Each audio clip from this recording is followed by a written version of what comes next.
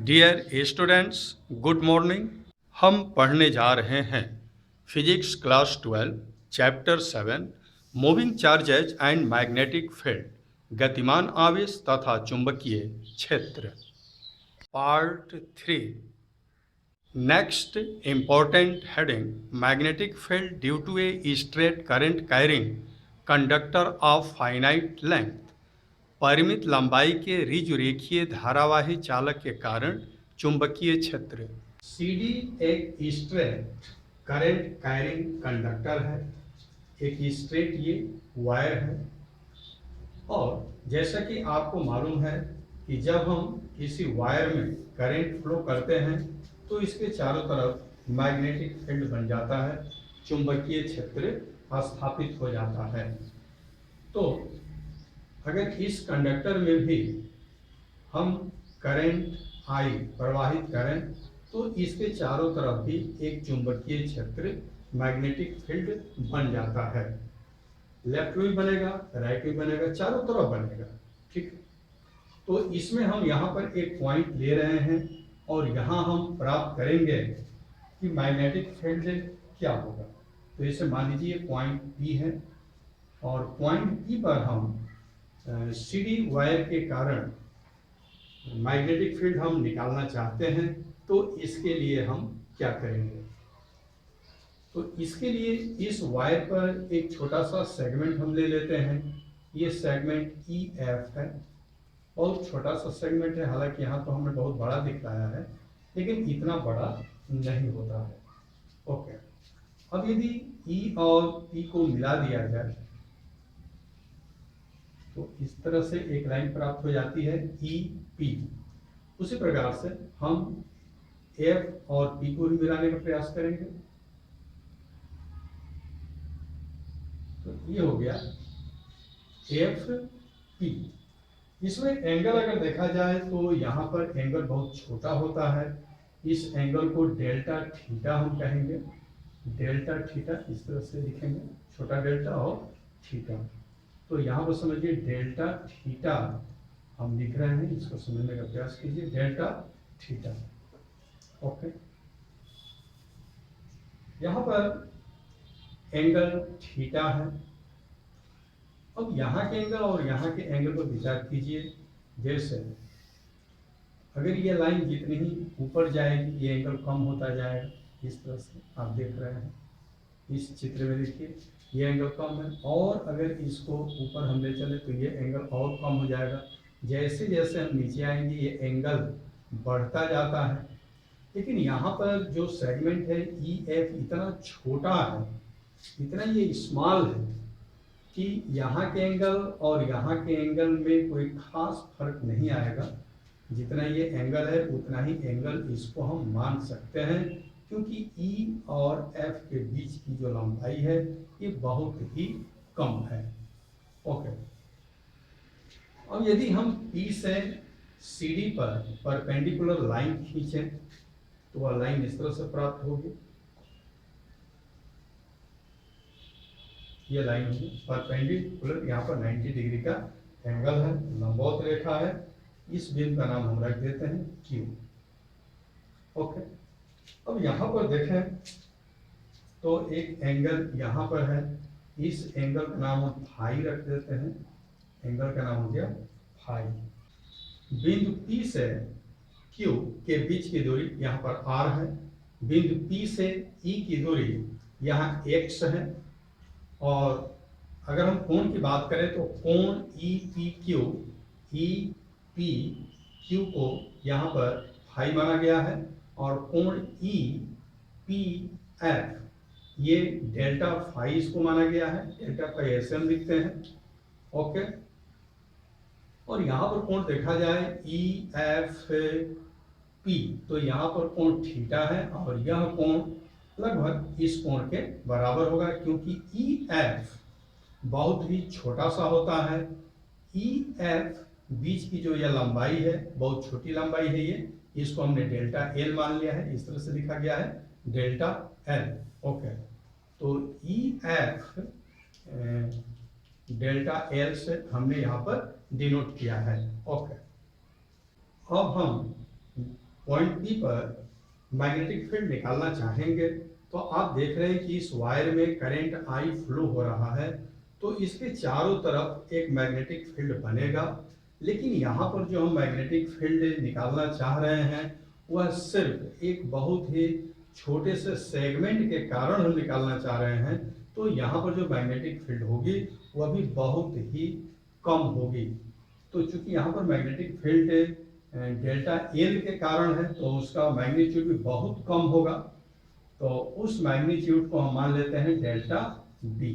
Okay, तो delta B according to Biot Savart law, Biot और Savart के नियम से हमने फार्मूला पढ़ा है, delta B equal mu zero upon 4 pi, ये परमिएबिलिटी है इस फ्री स्पेस का, आई, ओके, क्योंकि आई इसमें करंट है, आई डी एल, यहाँ की जो लंबाई देखें तो ये डी एल है, आई डी एल, और यहाँ पर देख रहे हैं कि एंगल ई एफ का अगर एंगल कहा जाए तो यहाँ पर बन रहा है थीटा एंगल, तो यहाँ पर हम साइन लेंगे तो D L sine theta, okay, D L sine theta upon upon यहाँ से अगर दूरी देखी जाए इस अल्प अवयव की स्मॉल सेगमेंट की, तो वह दूरी हमने माना है एक्स, आर नहीं कहेंगे क्योंकि सेगमेंट की दूरी यहाँ से यहाँ तक की जो दूरी है उसको हमने एक्स माना है,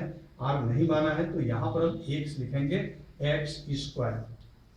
तो ये बायो, तो यहाँ पर आप देख रहे हैं ये ई एफ है, अगर हम ई से एफ पी पर परपेंडिकुलर लाइन अगर खींच दें, लंब डाल दें, तो क्या प्राप्त होता है यहाँ पर, तो यहाँ पर हमने एक लंब खींच दिया, परपेंडिकुलर लाइन है ई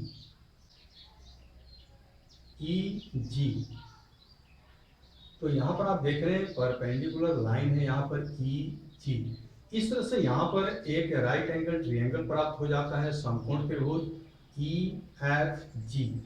ई एफ जी में देखिए, ओके, ई एफ जी में ये एंगल के सामने की भुजा है साइड, तो इसको हम कहेंगे परपेंडिकुलर लाइन है, ओके, ये भुजा के सामने है, 90 डिग्री के सामने ये पड़ रहा है डी एल, तो ये हाइपोटेनियस हो जाएगा और ये हो जाएगा बेस, ओके। तो यहाँ पर हम साइन लेते हैं, साइन साइन थीटा, इसके लिए इस थीटा के लिए साइन थीटा हम ले लें तो ऊपर क्या होगा, ऊपर परपेंडिकुलर लाइन आएगी, लंब तो परपेंडिकुलर हो गया ई जी, ओके, ई जी क्योंकि ये थीटा के सामने है देख रहे हैं, और इसमें हाइपोटेनियस कर्ण हो जाएगा E F, E F, okay. यहाँ पर हम ज्ञात करना चाहते हैं कि ई जी क्या होगा, ई जी का वैल्यू यहाँ पर क्या प्राप्त होगा, ये हम निकालना चाहते हैं, तो ई जी इक्वल हो जाएगा, ओके, ई जी इक्वल यहाँ पर होगा D L sine theta E जी, तो ई की तरह ई एफ है, ई एफ को हम डी एल कहेंगे, तो ये तो हो गया, ई जी निकालना चाहते हैं तो E F into sine theta होगा, और ई एफ की लंबाई आप जानते हैं डेल्टा एल है, तो इसको हम लिख सकते हैं delta L sine theta, okay. इस बात को आप समझ पा रहे होंगे। तो ई जी इक्वल यहाँ पर प्राप्त हो रहा है delta L sine theta, okay. और वही एक त्रिभुज और हम यहाँ पर देख रहे हैं, त्रिभुज पी ई जी, इस तरह से त्रिभुज देख रहे हैं, ओके। तो अगर हम इस कोण की बात करें डेल्टा फाई, तो कोण का आप फार्मूला जानते हैं, चाप बटे त्रिज्या होता है, आर्च अपॉन रेडियस, ओके। तो ये हो गया, तो आर्च जी, तो ई जी यहाँ पर प्राप्त हुआ एक्स डेल्टा फाई, तो इस तरह से हम कह सकते हैं कि delta L sine theta is equal to x delta phi, यहाँ पर हम कह सकते हैं क्योंकि दोनों ईजी के बराबर हैं, ओके। तो ये लेफ्ट में ये दोनों ईजी ही है, दोनों बराबर हैं, तो हम इनको लिख सकते हैं x delta five is equal to delta L sine theta. Okay, तो इतनी बात आप भली बात जान लीजिए कि इसको कैसे लिखा गया है। अब यहाँ आइए, इस लाइन को हम फिर शुरू कर रहे हैं, डेल्टा बी, और थोड़ा सा ये मैग्नेटिक फील्ड होता है म्यू 0/4 पाई, आई की जगह पर आई हम रहने देंगे। यहाँ पर डेल्टा एल, तो डेल्टा एल साइन थीटा लिखा हुआ है, यहाँ पर देखिए डेल्टा एल साइन थीटा है, और इसके स्थान पर हम लिख सकते हैं एक्स डेल्टा फाइव। ओके, अपन यहाँ पर एक्स स्क्वायर है, एक्स स्क्वायर हम लिख देंगे। चलिए, ऊपर की लाइन की अभी फिलहाल हमें जरूरत नहीं है, तो इसको हम हटा दे रहे हैं।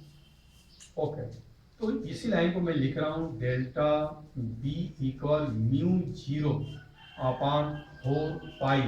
ओके, एक एक्स ये कट जाएगा यहाँ से, तो ये हो जाएगा I delta five upon x. Okay, यहाँ पर हम एक ट्रायंगल देख रहे हैं ई पी क्यू, और इस ट्रायंगल में हम देख रहे हैं कि एंगल फाई है, फाई के सामने ये परपेंडिकुलर होगा, ये हो जाएगा बेस, और 90 डिग्री के सामने यह जो भुजा होगी ये हो जाएगी कर्ण, हाइपोटेनियस होगी। तो यहाँ पर ये कर्ण की बात हो रही है एक्स, और इसकी बात हो रही है बेस की आर। तो जहाँ कर्ण और आधार हो, हाइपोटेनियस और बेस की बात हो, वहाँ पर हम यूज करते हैं कॉस। तो कॉस फाई इक्वल हो जाएगा, देखिए इसका बेस ये आर है, तो यहाँ पर हम आर लिखेंगे, और ये है इसका हाइपोटेनियस, तो यहाँ पर लिख दिया एक्स।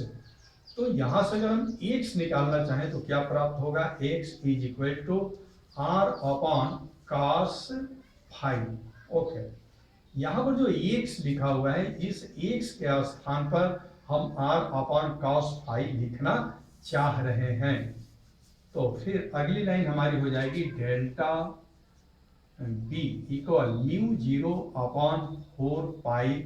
ओके, आई अपने स्थान पर, अगर इसको हम यहाँ पर लिखते हैं और इसको हम ऊपर ले जाएंगे तो ये उल्टा हो जाएगा, cos फाइव ऊपर चला जाएगा, तो ये हो जाएगा cos फाइव, और यहाँ पर डेल्टा फाइव पहले से विद्यमान है, तो ये हो जाएगा आर। तो हम यहाँ पर जो डेल्टा बी आप देख रहे हैं, ये पॉइंट पी पर केवल डी एल, डेल्टा एल के कारण मैग्नेटिक फील्ड है डेल्टा बी।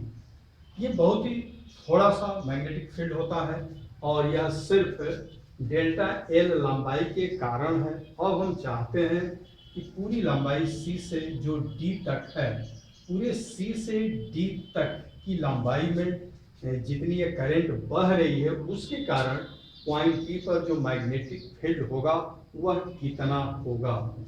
तो इस पॉइंट को हम इससे मिला देते हैं। ओके, यहाँ पर मान लीजिए ये एंगल है फाइव वन, ये एंगल फाइव वन हो गया।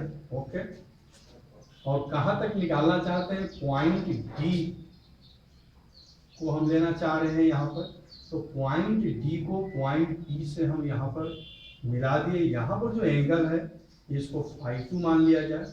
ओके, तो एक छोटे से भाग के कारण हमने देखा पॉइंट पी पर मैग्नेटिक फील्ड वो है डेल्टा बी, लेकिन अब हम चाह रहे हैं कि पॉइंट सी से लेकर पॉइंट डी तक पूरी जो ये लेंथ है, इस लेंथ के कारण पॉइंट पी पर मैग्नेटिक फील्ड क्या होगा, यानी कि टोटल यहाँ पर हम मैग्नेटिक फील्ड निकालना चाहते हैं।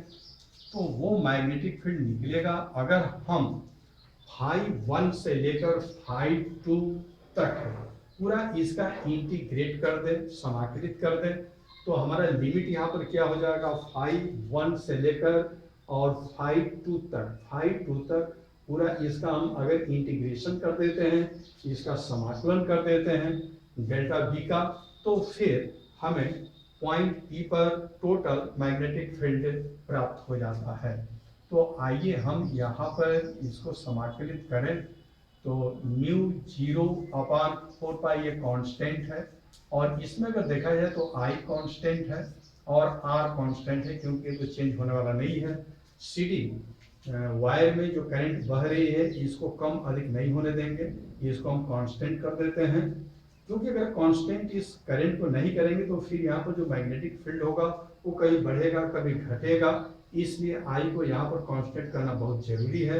यहाँ पर आर भी कांस्टेंट होना चाहिए क्योंकि हम जानते हैं कि पॉइंट पी यहाँ पर है, यहाँ पर है, अगर इस दूरी को हम बढ़ा दें तो फिर मैग्नेटिक फील्ड कम होने लगता है, तो दूरी पर ये डिपेंड करता है, इसलिए इस दूरी को भी हमने कांस्टेंट कर दिया और इसमें जो करंट बह रही है उसको भी हमने कांस्टेंट कर दिया। तब हम देखेंगे कि यहाँ पर सी डी वायर के कारण मैग्नेटिक फील्ड क्या प्राप्त हो रहा है। तो यहाँ पर हम करने जा रहे हैं इंटीग्रेशन, तो हमारा इंटीग्रेशन के यहाँ पर लिमिट होगा minus phi 1 okay phi 2 okay, यहाँ पर फाई 2 हम लिख रहे हैं, कंफ्यूज मत होइएगा ऊपर वाली लाइन से ओके। तो हम यहाँ पर क्या बच गया देखिए, आई इसमें शामिल हो गया, आर इसमें शामिल हो गया, तो बचा यहाँ पर कास फाई डेल्टा फाई। तो एक्चुअली देखा जाए यहाँ पर तो हम कास फाई डेल्टा फाई को ही समाकलित करते हैं, इसी को हम इंटीग्रेट करते हैं ओके। तो आइए क्या प्राप्त होता है, b is equal to mu 0 I okay 4 pi R, इसको आप इंटीग्रेट करेंगे तो साइन फाई प्राप्त हो जाता है ओके। तो ऊपर की लाइन में मिटा रहा हूं, तो यहां पर हमें प्राप्त होगा साइन फाई, लेकिन यहां पर लिमिट लगा होगा माइनस फाई 1 टू ये फाई 2, यहाँ पर ये लिमिट लगा हुआ है।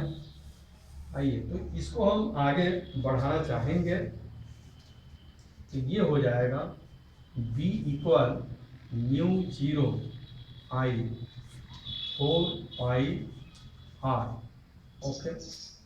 देखिए यहाँ पर जो एंगल है, यहाँ पर थोड़ा समझने वाली बात है, जैसे इस लाइन के ऊपर जो एंगल है, यहाँ देखिए इस लाइन के ऊपर जो एंगल है फाई 2 ये पॉजिटिव होता है, लेकिन इस लाइन के नीचे जो एंगल बनेगा वह निगेटिव होता है ओके। तो फाई 1 यहाँ निगेटिव है और चूंकि इस लाइन के ऊपर बना हुआ है तो ये फाई 2 पॉजिटिव है ओके। तो कहने का मतलब जैसे ऐसे एंगल हम बनाए, इस तरह से एंगल बनाए तो ये पॉजिटिव हो गया, लेकिन इसको हम अब अपोजिट डायरेक्शन में ले जा रहे हैं तो यहाँ पर ये एंगल नेगेटिव होगा। पूरा यहाँ से लेकर यहाँ तक क्या हो जाएगा, यह देखिए टोटल एंगल क्या होगा, तो टोटल एंगल, अब इसमें साइन लगा हुआ है, तो साइन लगा हुआ है तो साइन तो हम यूज करेंगे ओके। तो ये हो जाएगा साइन माइनस फाई 1 ओके, इसके लिए हम लिखेंगे साइन फाई 2। तो इसमें हम इसका एक डिफरेंस निकालना चाहते हैं, यहाँ से लेकर यहाँ तक पूरा ये एंगल हम लेना चाहते हैं, तो उस एंगल को हम यहाँ पर ले रहे हैं ओके। तो वो हो जाएगा जैसे साइन फाई 2 में से साइन नेगेटिव फाई 1 को हम माइनस कर देंगे तो ये प्राप्त हो जाएगा ओके। तो ये प्राप्त हो जाता है, ऊपर अभी जरूरत नहीं है। तो आगे देखिए d equal mu 0 upon 4 pi, ये i और यहाँ पर नीचे r लिखा हुआ है। यहाँ आइए ये माइनस है और हम जानते हैं कि साइन का निगेटिव एंगल हो तो साइन का वैल्यू निगेटिव ही होता है, तो इस निगेटिव एंगल के कारण साइन का निगेटिव वैल्यू होगा, वो निगेटिव वैल्यू और ये निगेटिव प्लस हो जाएगा, प्लस है इसको पहले भी हम लिख सकते हैं ओके। तो ये हो जाएगा sine phi 1 plus sine phi 2, sine phi 2 okay. तो ये यहाँ पर एक फार्मूला हमें प्राप्त हुआ है और यह फार्मूला है, जैसे कोई स्ट्रेट कंडक्टर है और उस स्ट्रेट कंडक्टर में करंट फ्लो हो रहा है, उसकी जो लेंथ है वो परिमित है, फाइनाइट है, निश्चित है उसकी लंबाई। तो किसी वायर में करंट फ्लो हो रहा है और उस वायर की लंबाई निश्चित है, तो उसके कारण किसी पॉइंट पर मैग्नेटिक फील्ड का फार्मूला क्या होगा, तो ये है मैग्नेटिक फील्ड का formula. Mu zero I upon 4 pi R sine phi one plus sine phi two. Okay, अब हम कुछ स्पेशल केसेस देखेंगे, जैसे जो ये सी डी जो थी यहाँ पर सी और डी, और यहाँ पॉइंट था पी। ओके, तो हम जो फार्मूला प्राप्त किए हैं वह सी और डी के बीच के लिए हम फार्मूला प्राप्त किए हैं कि अगर लेंथ इतना है वायर का तो क्या होगा मैग्नेटिक फील्ड। ओके, तो उसके लिए हमने फार्मूला प्राप्त किया B is equal to mu zero upon 4 pi I upon R in bracket sine phi one plus sine phi two. Okay, ये हमारा फार्मूला था। तो इसमें अगर देखा जाए तो यह जो एंगल है फाई वन है और ये जो एंगल है फाई टू है। लेकिन क्या होगा अगर डी आगे बढ़ता गया और इंफिनिटी तक चला गया और ये सी भी आगे बढ़ता चला गया और इंफिनिटी तक चला गया? तो आप देखिए जैसे जैसे ये आगे की तरफ बढ़ेगा वैसे वैसे क्या होगा, ये यह एंगल बढ़ने लगेगा, फाई टू का वैल्यू बढ़ेगा। और लंबा कीजिए और लंबा कीजिए, आप देख रहे हैं फाई टू का वैल्यू बढ़ता जा रहा है। अब यदि ये इंफिनिटी हो जाए तो फिर क्या हो जाएगा, ये तो बिल्कुल यहाँ पर कितना हो जाएगा, 90 हो जाएगा। उसी प्रकार से अगर ये जो पॉइंट सी है ये आगे बढ़ने लगे तो क्या होगा, ऐसे तो बढ़ता चला जाएगा। आप देख रहे हैं यहाँ का जो एंगल है बढ़ रहा है, और अगर ये इंफिनिटी हो जाए तो फिर ये तो स्ट्रेट हो जाएगा इस तरह से। तो यहाँ पर 90 डिग्री का एंगल बनेगा। तो यहाँ पर ये कहा जा रहा है कि अगर ये पॉइंट डी इंफिनिटी को चला जाए, पॉइंट सी भी इंफिनिटी को चला जाए, यानी कि जो वायर है ये इंफिनिटी लेंथ अनंत लंबाई की ये वायर हो गई, और यह जो पॉइंट जहाँ पर हम मैग्नेटिक फील्ड निकालना चाहते हैं वह पॉइंट उनके बिल्कुल बीच में है। तो यहाँ पर मैग्नेटिक फील्ड क्या होगा, तो यहाँ पर फाई वन का वैल्यू भी 90 हो जाएगा और फाई टू का वैल्यू भी यहाँ पर 90 हो जाएगा, यानी कि पाई अपॉन 2 हो जाएगा। मतलब दोनों वैल्यू तो बराबर होंगे फाई वन और फाई टू, लेकिन ये प्रत्येक 90 डिग्री के हो जाएंगे। आइए यहाँ पर हम देखें कि मैग्नेटिक फील्ड क्या प्राप्त होगा। म्यू जीरो अपान 4 पाई है, यहाँ पर आई अपान आर लिखा हुआ है। यहाँ फाई वन के जगह पर भी 90 डिग्री और प्लस फाई टू के जगह पर भी यहाँ पर क्या हो जाएगा, 90 डिग्री हो जाएगा। साइन 90 का वैल्यू आप जानते हैं 1 होता है। तो B is equal to mu zero upon 4 pi I upon R, यहाँ पर 1 1 2 हो जाएगा। 2 से अगर इसको कैंसिल करें 4 को तो यहाँ पर 2 प्राप्त होता है। तो मैग्नेटिक फील्ड का यहाँ पर फार्मूला हो जाएगा B इक्वल म्यू जीरो अपान, अब ये 4 पाई नहीं रहा 2 पाई हो जाएगा, 2 पाई आई अपान आर। और इस तरह का फार्मूला आपको याद आ रहा होगा, क्लास 10th में भी आपने पढ़ा था। हालांकि क्लास 10th में इतना डिटेल में नहीं बतलाया गया था, वहाँ पर सिर्फ कह दिया गया था कि अगर एक स्ट्रेट वायर है जो इन्फिनिटी लेंथ का है, अनंत लंबाई का है, तो उससे आर डिस्टेंस पर मैग्नेटिक फील्ड कैसे प्राप्त करेंगे। तो वहाँ पर डायरेक्ट बतला दिया जाता है B equal okay mu zero upon 2 pi I upon R, इस तरह से डायरेक्ट बतलाया गया था। लेकिन अब आप जान गए कि इस फार्मूले को प्राप्त करने में मतलब कितना प्रोसेस यहाँ पर लगाना पड़ा, कितने फार्मूले आए, किस तरह से प्राप्त किया गया, ये आपको जानकारी हुई। आइए एक दूसरा केस हम देखते हैं। दूसरे केस में ये कहा जा रहा है कि अगर सी डी, ठीक है, उसमें से एक जो एंड है सी हो चाहे डी हो, उसको अगर इन्फिनिटी कर दिया जाए, जैसे सी डी ये वायर है, इसमें से किसी एक एंड को इन्फिनिटी तक लेकर चले जाइए। चलिए इसको हम इन्फिनिटी तक लेकर चले गए, ये इन्फिनिटी को जा रहा है, और जो पॉइंट है जो मैग्नेटिक फील्ड हम निकालना चाहते हैं वह बिल्कुल सी के सिद्ध में निकालना चाहते हैं। यहाँ पर हम मैग्नेटिक फील्ड निकालना चाहते हैं। ओके, तो यहाँ पर जब आप मैग्नेटिक फील्ड निकालेंगे तो जो ये एंगल आ रहा था फाई वन क्या हो जाएगा, ये तो वही 0 हो जाएगा। तो यहाँ पर फाई वन का वैल्यू 0 हो जाएगा। और अगर फाई टू की अगर बात करें, ऊपर वाले एंगल की बात करें, तो चूंकि ये तो जो पॉइंट डी है इन्फिनिटी को गया, तो यहाँ पर ये हो जाता है 90, यानी कि फाई टू इक्वल हो जाएगा 90। अब यहाँ पर फार्मूला हम रखते हैं तो क्या प्राप्त होता है, तो एक तरह से ये कहा जाए कि एक वायर है, स्पेट है, उसमें करंट फ्लो हो रही है, लेकिन उसके एक सिरे पर मैग्नेटिक फील्ड का फार्मूला क्या प्राप्त होगा, आई अपान आर इस तरह से था, साइन फाई वन के जगह पर अब हम 0 लिखेंगे और प्लस फाई 2 के जगह पर 90 लिखेंगे, तो क्या होगा, साइन 0 इजकल टू 0 होता है और साइन 90 1 होता है, तो बस यहाँ पर 1 हो जाएगा, यहाँ पर क्या हो जाएगा, 1 हो जाएगा, 1 से मल्टीप्लाई करेंगे तो यही प्राप्त होगा। तो ऐसा वायर जो इन्फिनिटी लेंथ का तो है, लेकिन उसके किसी एक एंड के सिद्ध में, ठीक है, आर डिस्टेंस पर मैग्नेटिक फील्ड का वैल्यू क्या होगा, कैसे निकालेंगे, तो इस फार्मूले से हम निकालेंगे। इस तरह से हमने इसमें 2 केसेस देखे।